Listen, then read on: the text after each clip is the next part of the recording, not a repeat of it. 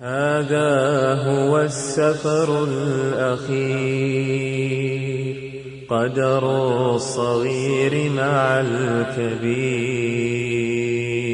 والموت سهم نافذ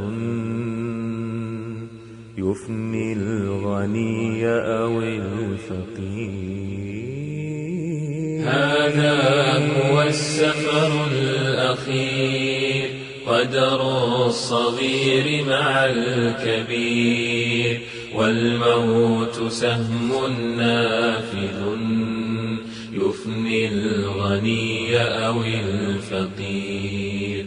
هذا هو السفر الأخير، قدر الصغير مع الكبير، والموت سهم نافذ يفني الغني أو الفقير. أين المآكل والمشارب والمراكب والقصور؟ أين النضارة والجمال؟ وأين رائحة العطور؟ أين ابتسامتك التي منها يشع سنا السرور؟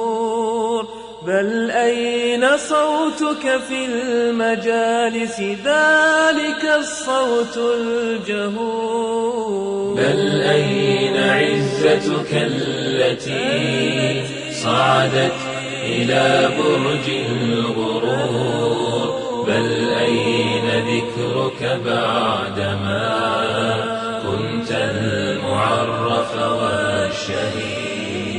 هل مخبر عن ذلك المسكين كيف هو المصير؟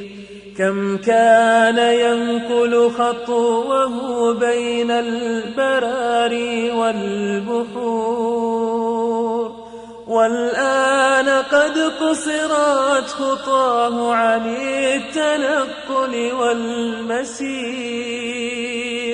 أمسى أسيرا يا لذلك بعد عزك يا أسير، وغدا فراشك من تراب لا غطاء ولا سرير. قم يا أخي في الليل واقرع باب تواب غفور. أوما يذكرك الظلام ظلام موحشة القبور؟ أطل السجود لعل وجهك أن يفوز ببعض نور، من نور خلاق البرايا في المقابر والنشور.